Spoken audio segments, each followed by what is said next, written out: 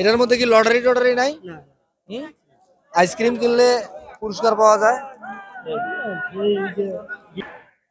Ice cream তো খাওয়ালেন, কাছে তো 1 টাকাও নাই এখন। করার কিছু নাই, দাবি রাখবেন না তো আবার? হ্যাঁ, কিসের দাবি? আপনি তো খাচ্ছেন,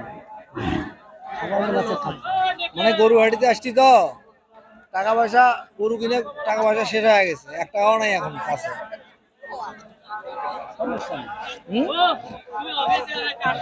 দাবি রাখবেন না তো আবার? কিসের দাবি? আপনি তো খাচ্ছেন, আমি তো এদিকে এদিকে তারা কিন্তু অনেক বড় মনের মানুষ। আমাকে আইসক্রিম চাওয়ার সঙ্গে সঙ্গে দিতে, দেওয়ার পর আমি বলতেছি টাকা নাই। দাদা কি বললেন? সমস্যা নেই, কোনো সমস্যা নাই। এই যে আপনি আইসক্রিম খাচ্ছেন, গরম প্রচন্ড, এই আইসক্রিম খাচ্ছেন, আপনার তো লস হয়ে যাচ্ছে। লস লাভের কি আছে? আমার খাবার বানাতে তাই আমরা খাবার বানাতে আমি আপনার খাওয়াই টাকা নেই। এরকম যদি কেউ কখনো বলে আমার কাছে টাকা আছে, যদি কেউ বলে যে আমার কাছে টাকা নাই, আইসক্রিম খেতে ইচ্ছা করতেছে, দিবেন তাকে? আমি তাকে খাওয়াই, খাওয়ান তাকে? আমি তাকে খাওয়াই, কেননা সে তো খাইতেছে। কত বছর থেকে আপনি এই কাজ করেন? আমি 3 বছর থেকে করি আর কি।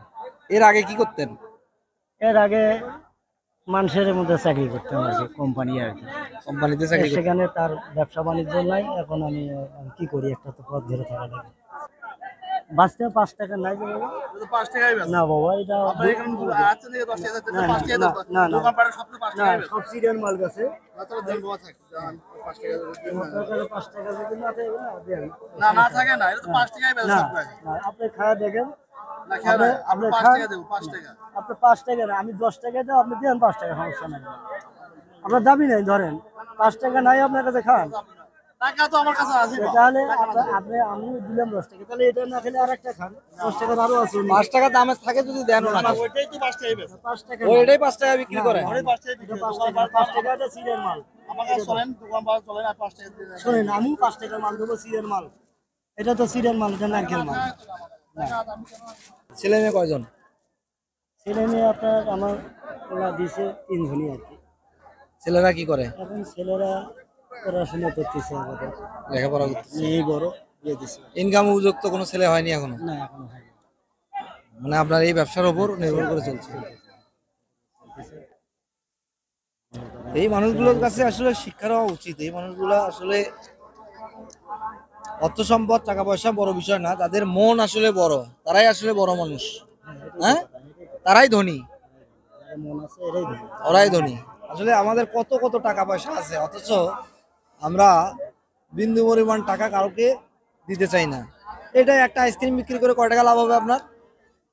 আইসক্রিম বেচে আমার 2 টাকা কিনে 2 টাকা ইনকাম হবে। এটা 10 টাকার একটা আইসক্রিম, এটাতে 2 টাকা লাভ হবে, কিন্তু আমাকে খাওয়ানোর পর আপনার কিন্তু 8 টাকা লস হয়ে গেল।